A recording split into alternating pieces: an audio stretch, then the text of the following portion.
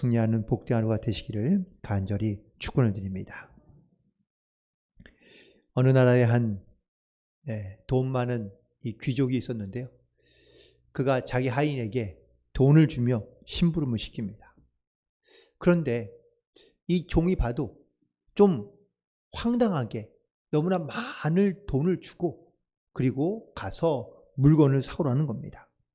그건 다른 것도 아니고 가서 가장 비싼 생선을 넉넉하게 사오라는 주인의 명령이었습니다.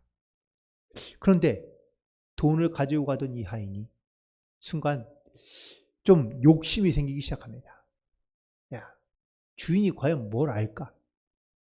그냥 내가 좋은 거라고 내가 속이고 그리고 이 돈을 다 쓰고 내가 나머지 남는 돈을 내가 몰래 가지면 되지 않는가? 라고 이렇게 생각하며 그 주인을 속이기로 작정을 하고 그리고 물고기를 100마리를 샀습니다.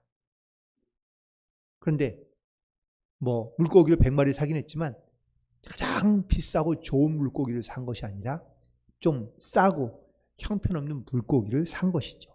아마 주인이 모를 거라고 생각했던 모양입니다. 그런데 결국은 이 하인이 물고기를 100마리를 사가지고 돌아왔는데 주인이 딱 보더니 이건 싼 물고기 아니냐고 책망하며 이야기합니다. 결국 사실대로 실토할 수밖에 없었던 이 하인은 주인에게 결국은 큰 죄를 짓고 그리고 사실 큰 벌을 받게 됩니다. 그런데 주인이 생각하기에 그래도 좀 오랫동안 자기에게 함께했던 이 종을 한 번은 용서해 줄 마음으로 그래서 이 종에게 한 번의 기회를 주고자 그에게 질문을 하며 혹은 또 이렇게 이야기합니다. 내가 너에게 3가지 중에 하나를 고를 수 있는 기회를 줄 텐데 첫 번째, 네가 사온 이 물고기 100마리를 다 먹든지 두 번째, 곤장 100대를 맞든지 세 번째, 바로 그 물건값에 물고기 값에 2배를 갚고 그리고 물어내라고 얘기합니다. 그러자 이 하인이 첫 번째 어떻게 생각했을까요? 야, 까짓것 물고기를 내가 다 먹고 말지. 아니, 그러면 자기가 물고기 100마리를 다 먹으면 물고기도 다 먹고 그리고 남은 돈도 주인에게 돌려주지 않아도 되니까. 물고기를 먹기 시작했는데 얼마 가지 않아 이 하인은 결국 포기하고 맙니다. 절반도 못 먹고 그리고 결국은 포기하자. 그러면 어떻게 하겠냐고 주인이 또 묻자. 이번에는 곤장 100대를 맞겠다고 얘기합니다. 돈을 갚느니 차라리 내 몸으로 때우는 게 훨씬 낫다 생각한 거죠. 근데 결국은 곤장도 한 10대 정도 맞고 또 포기하고 맙니다. 결국 이 어리석은 하인은 아마 속은 속대로 버리고 또 육신은 육신대로 버리고 돈은 돈대로 버리는 어리석은 일을 행하게 되는 것을 보게 됩니다. 사실 우리 살아가면서 참 지혜롭게 살아간다라고 내 인간적인 생각으로는 그렇게 생각하는 경우들이 종종 있는데 오히려 정말 정직하며 아니면 자기의 잘못을 그냥 그대로 인정하고 혹은 또 조금 어떠한 자기의 잘못에 대한 벌을 받는 것이 사실 두렵거나 혹은 또 창피하거나 혹은 또 그것을 원치 않아서 자꾸 거짓말에 아니면 또 자기의 얇은 생각을 가지고 잔머리를 굴리다가 손해를 보는 경우들이 많이 있는 것을 우리는 볼 수 있습니다. 예수님과 제자들 한 3년 가까이를 함께 지냈는데요. 어느 날부터 예수님께서 좀 이상한 말씀을 하십니다. 내가 이제는 고향으로 돌아가며 아버지께로 돌아간다고 이야기합니다. 그런데 예수님이 말하는 고향은 나사렛이 아닌 사실 아버지가 계신 하나님 계시는 본향인 바로 하늘나라입니다. 또 예수님께서는 또 제자들에게 내가 이제 붙잡혀야 되겠고 그리고 십자가에 달려 죽을 것이라고 이야기합니다. 이 말을 들은 제자들은 과연 어땠을까? 아, 예수님이 왜 자꾸 저러지? 아, 왜 이렇게 쓸데없는 소리를 하시지? 아, 예수님 제발 그런 말씀 하지 마세요. 그리고 절대 그렇게 하지 마세요. 라고 말리는 제자들이 사실 많이 있습니다.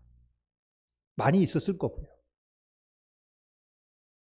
요한복음 오늘 본문에 있는 말씀에도 역시 예수님께서 이미 벌써 내가 다시 아버지께로 돌아가야 한다는 것을 말씀하고 있습니다.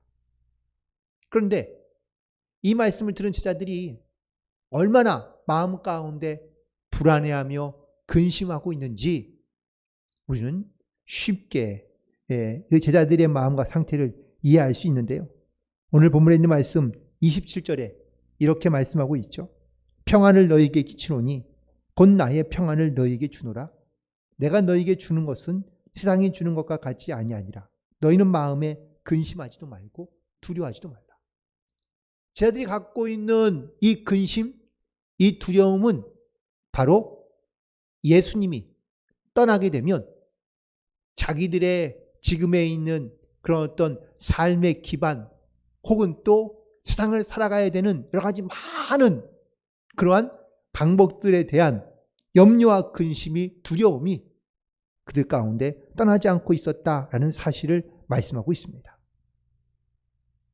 그래서 예수님께서는 이 두려움과 근심을 갖고 있는 제자들에게 이 근심과 두려움을 없게 하기 위하여 주신 위로의 말씀이기도 합니다.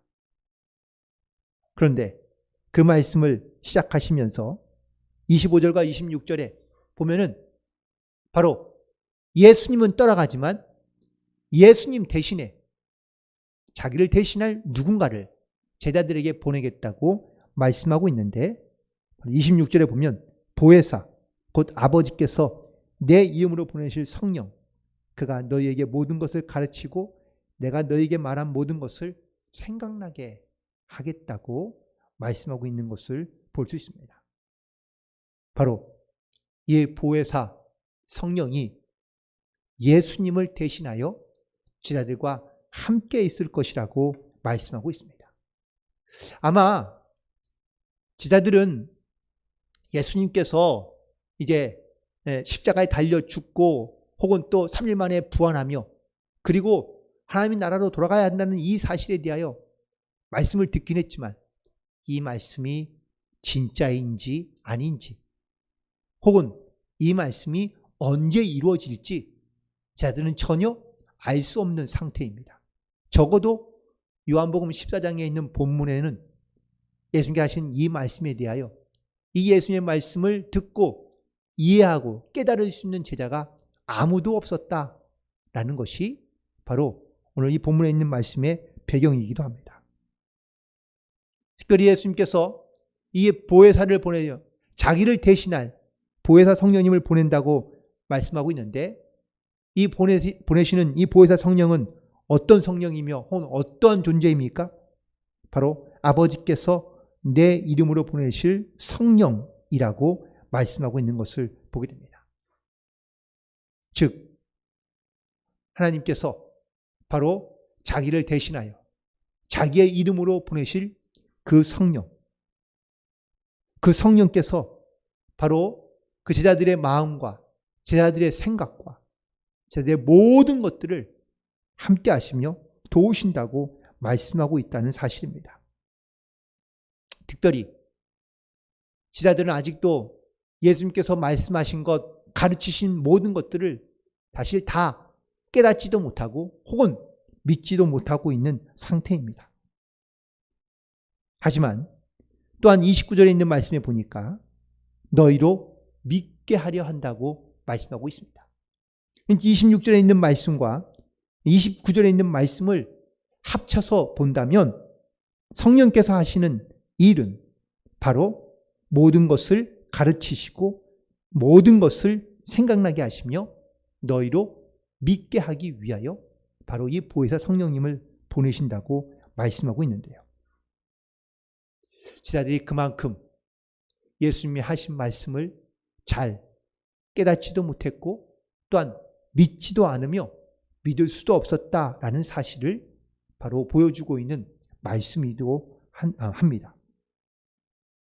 결국 이 제자들은 예수님과 동행하는 삶을 살았지만 사실 마음에 평안도 없었고, 왜냐하면 늘 쫓겨다니거나 아니면 바로 바리새인들이나 아니면 서기관들 혹은 예수님을 반대하며 미워하고 있는 많은 대적들과 항상 대적하는 관계일 뿐만 아니라 사실 로마의 속국이었던 그 당시 그들은 항상 메시아를 기대하며 메시아를 또한 따르고자 하는 이유는 바로 지금 주권을 빼앗긴 자기의 나라를 회복하기 위하여 항상 전쟁에 대한 준비를 하고 살아갔던 제자들도 있었기 때문인 것이죠. 결국 예수님은 제자들에게 너에게 평안을 끼친다고 말씀하고 있습니다. 또한 내가 주는 평안은 바로 세상에 주는 것과는 다르다고 오늘 27절에서 말씀하고 있는 것을 볼 수 있는데요. 이 말씀은 그냥 단순히 그 제자들의 마음 가운데 주는 단순한 마음의 평안만을 말씀하신 건 아닙니다. 특별히 아까도 말씀드렸지만 이 예수님 시대의 역사적인 어떠한 상황을 고려해 본다면 그들은 바로 로마의 속국에 지배받고 있는 그러한 삶을 살고 있었고요. 이 로마에 대항하거나 로마에 저항할 수 있는 힘과 그리고 능력이 전혀 없던 상태인 것을 알 수 있습니다. 그럼에도 불구하고 이 이스라엘 백성들은 이 로마의 속국에서 속히 벗어날 수 있기를 간절히 바라며, 그리고 그 전쟁이 빨리 종결되기를 원하는 그러한 참된 평화 혹은 자유를 원하며 누리며 살기를 기대하고 있다라는 것이죠.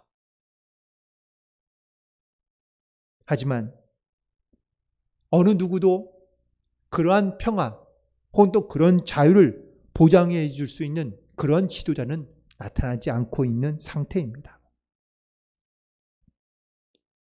제자들이 예수님과 함께 있으면서 그들이 누릴 수 있는 평화는 어쩌면 제한되거나 아니면 한계가 있는 평화라고도 말할 수 있습니다. 즉 예수님과 함께 있을 때는 뭔가 자유를 누리며 평안을 누리는 것 같지만, 만약 예수님이 자기들을 떠나고 나면 지금 그들이 누리고 있는 평안, 그 자유를 누릴 수 없는 두려움과 근심이 컸다라는 사실이기도 합니다. 그래서 하루속히라도 예수님이 예루살렘에 올라가서 그리고 모든 이스라엘 사람들 가운데 그런 하나님의 능력과 그리고 메시아로서의 어떤 이런 정치적인 그러한 군사적인 행동을 통하여 바로 이 땅 가운데 온전한 평화가 있기를 간절히 원하며 간절히 바라고 있는 그러한 마음으로 아마 예수님을 따르거나 또한 예수님과 동행하는 제자들도 사실 무척이나 많이 있었던 것을 알 수 있습니다. 평화. 그렇다면 그 평안의 근본적인 어떠한 평안은 과연 어디로부터 혹은 무엇으로부터 오는 걸까요? 나라가 평안하고 혹은 또 내 환경이 평안해야 진짜 내가 평안함을 느낀다고 말하는 사람들도 있습니다. 당연합니다. 나라가 평안하고 혹은 또 내 삶이 평안해야 내가 평안한 삶을 살아갈 수 있다고 말합니다. 그러나 그것만이 진정한 평안은 아닙니다. 그건 바로 내가 영적으로 완전한 자유와 평안을 누리는 이 영적인 상태가 되는 것이 진정한 평안이라고도 말할 수 있습니다. 나라가 고난 가운데 있고 혹은 또 어려움 가운데 있으며 혹은 나라를 잃어버린 고통과 아픔 가운데 있을지라도 정말 내 안에 참된 평화로 우리 가운데 역사하고 있다면 우리는요, 그 어떤 상황에서도 우리는 마음의 근심과 염려가 없이 진정한 자유와 평안을 가지고 살아갈 수 있기 때문입니다. 그래서 오늘 본문에 있는 말씀 가운데 예수님께서 제자들에게 말씀하십니다. 너희는 염려하지 말라. 근심하지 말라. 주님께서 주시는 이 평안으로 함께할 때 바로 그 모든 근심과 또한 두려움이 떠나가고 그리고 하나님께 주시는 진정한 평안을 누리며 살아갈 수 있는 그러한 믿음의 고백을 가지고 나아가는 그런 저와 여러분이 되기를 간절히 축원을 드립니다. 또한 본문에 있는 말씀 28절에 있는 말씀을 보니까 내가 갔다가 너에게 온다 하는 말을 너희가 들었나니 나를 사랑하였더라면 내가 아버지께로 감을 기뻐하였으리라. 아버지는 나보다 크십니다. 라고 말씀하고 있습니다. 앞서 제자들은 지금 매우 좀 근심과 불안한 상태라고 말씀을 드렸습니다. 왜냐하면 예수님께서 제자들에게 내가 너희들을 떠날 것이라고 이미 말씀하셨기 때문입니다. 그리고 예수님께서는 내가 너희를 잠시 떠났다가 다시 너희에게로 돌아올 것이다 라고 말했지만 사실 그 말을 믿은 제자도 없을 뿐더러 그 말은 잘 들리지 않고요.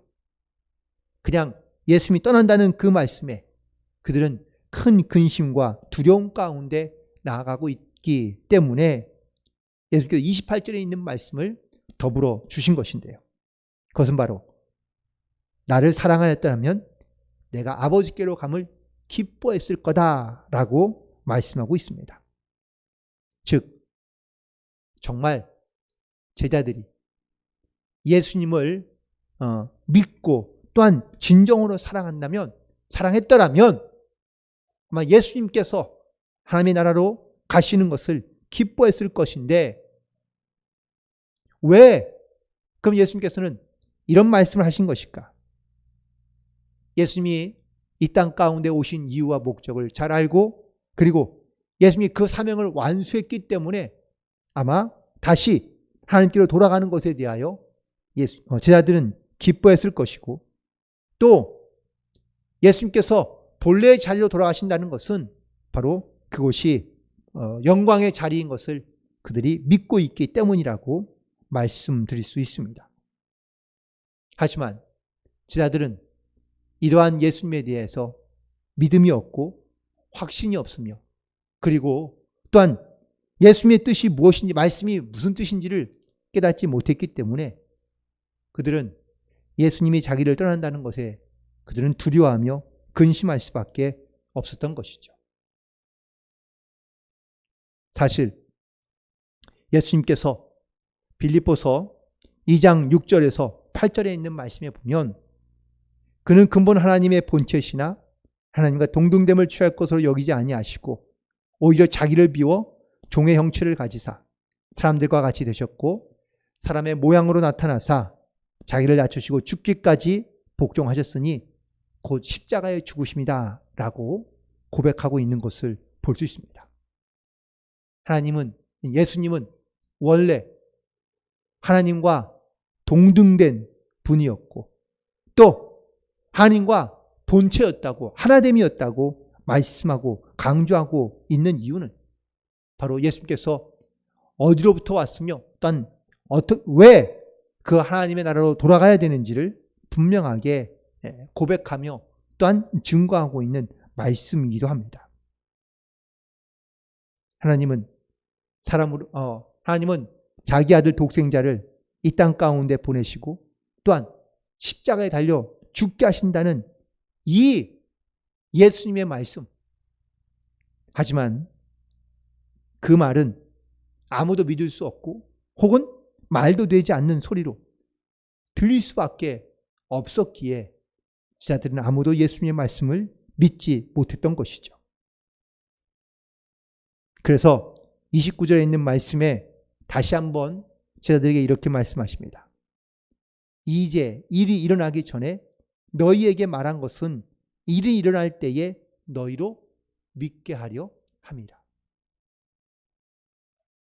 제자들은 예수님이 이런 말로 혹은 설명으로 자세하게 풀어서 제자들에게 말씀해 주셨지만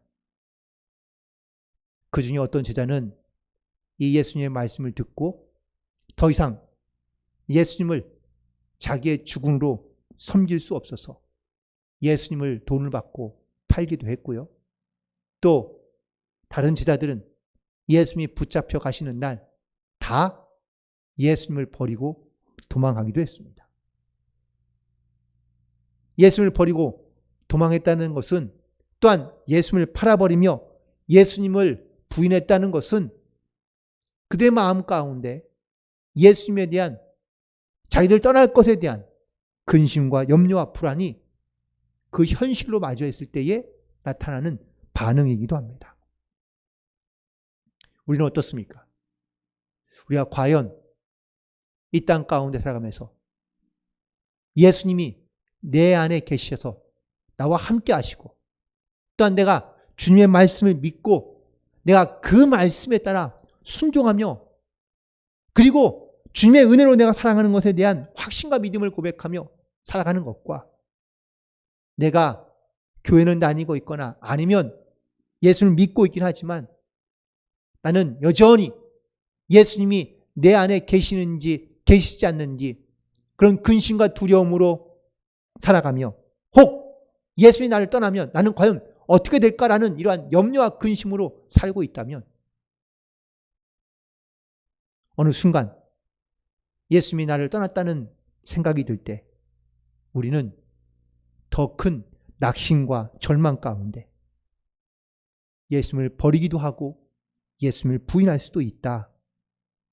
제자들이 사실 그런 모습으로 또한 살아가며 혹은 또 행동했던 것은 어쩌면 지금 모든 사람이 다 그런 건 아니지만 신앙과 믿음을 가지고 살아가는 사람일지라도 예수님이 그 마음 가운데 믿음으로 자리 잡고 있지 않는다면 언제든지 예수님을 떠날 수 있기 때문이라는 사실입니다.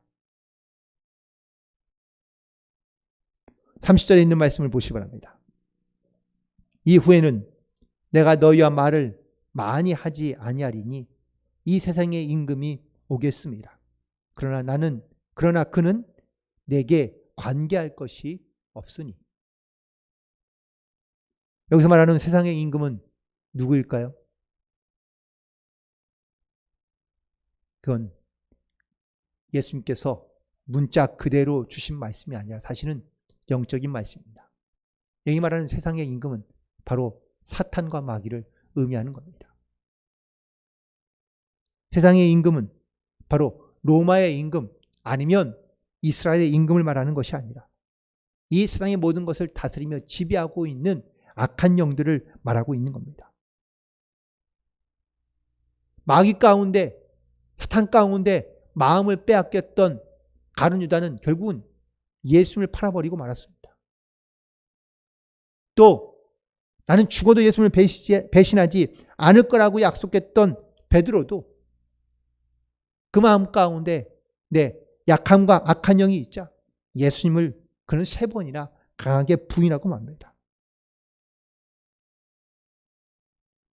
결국 예수님은 제자들에게 세상의 임금 가운데 너희의 마음을 빼앗겨 근심과 두려움 가운데 살아가지 말라고 오늘 본문에서 말씀하고 있는 것을 볼 수 있습니다.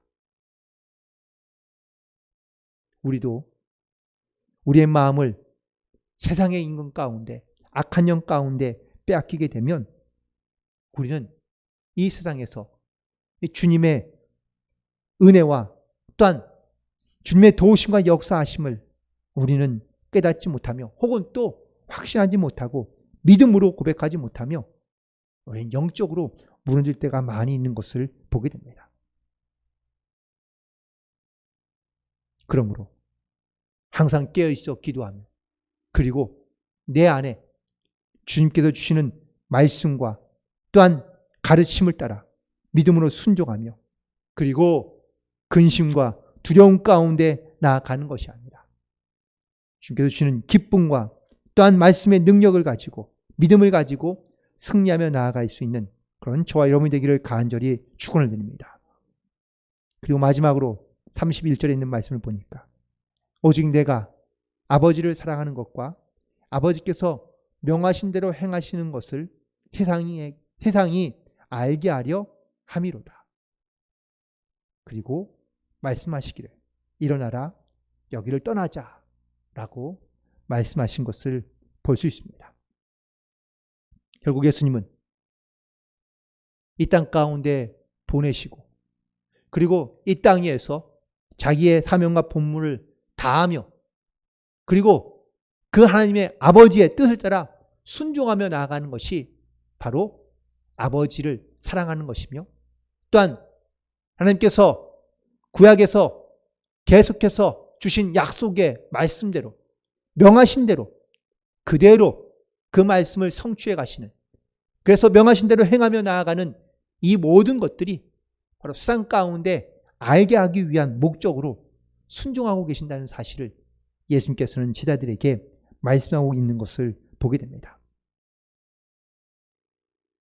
결국 이 모든 어떤 하나님의 섭리와 계획 또한 예수님께서 이 땅 가운데 바로 이 구원의 희생 제물이 되셔서 대속 제물이 되셔서 이 땅에 있는 모든 사람들을 구원하시고자 하는 이 하나님의 계획 가운데 순종함으로 나아가고 있다는 것, 이 모든 것을 바로 지금 제자들은 깨닫지 못하고 알지 못하고 있지만 다시 26절에 있는 말씀을 돌아가면 보혜사 곧 아버지께서 내 이름으로 보내신 성령 그가 너희에게 모든 것을 가르치시고 내가 너희에게 말한 모든 것을 생각나게 하시며 29절에 있는 말씀 너희로 믿게 하기 위하여 예수님께서 제자들에게 오늘 말씀을 풀어서 말씀하고 있는 것을 볼 수 있습니다. 그리고 제자들에게 오늘 마지막에 있는 말씀이죠. 일어나라 여기를 떠나자 라고 말씀하고 계시는데 일어난 것은 바로 일어나자라는 말씀 이 말씀 바로 예수님께서 다 말씀하시고 그리고 여기를 떠나자라는 것은 바로 이제 행동으로 나아간다라는 것을 의미하고 또한 보여주고 있는 말씀이라고 볼 수 있습니다. 오늘 말씀을 통해서 예수님은 근심과 두려움 가운데 있는 제자들에게 심지어 예수님이 이제 떠나고 나면 물론 그들이 어떠한 영적인 방황과 혹은 또 혼란 가운데 있을지를 알고 계시지만 그들에게 그 어려움과 고난과 혼란 속에서 또한 근심과 두려움 속에서 방황하지 않도록 보혜사 성령님을 보내주셔서 예수님께서 가르치시고 말씀하신 모든 것을 생각나게 하시고 그리고 깨닫게 하시고 그리고 그것을 믿게 하심으로 말미암아 이후에 주님께서 그들 가운데 역사하시며 나타나셔서 그들의 주신 사명을 믿음으로 고백하며 또한 행동으로 순종함으로 나아갔던 것처럼 오늘도 우리에게 주신 이 하나님의 말씀들 사실 우리가 이 말씀들을 온전하게 다 깨닫고 또한 생각나며 또한 믿음으로 순종하는 것이 물론 결코 쉽지 않겠지만 성령께서 우리 가운데 역사하시고 또한 도우셔서 바라 원하기는 주님께서 주신 말씀들을 다시 한번 생각나게 하시고 기억나게 하실 뿐만 아니라 그 말씀을 깨닫게 하시고 순종할 수 있는 믿음을 주셔서 근심과 두려움과 평안을 잃은 채 살아가는 그러한 성도들이 아니라 주님께서 주시는 평안으로 세상을 이기며 그리고 하나님께 주시는 이 주신 사명을 따라 기쁨으로 그리고 순종함으로 하나님께 영광을 돌리며 나아갈 수 있는 그러한 모든 성도들이 되시기를 주님의 이름으로 간절히 축원을 드립니다. 이제 그 말씀을 따라 일어나 행함으로 나아가며 하나님의 뜻을 이루어갈 수 있는 복된 삶이 되시기를 주님의 이름으로 간절히 축원을 드립니다. 기도하시겠습니다.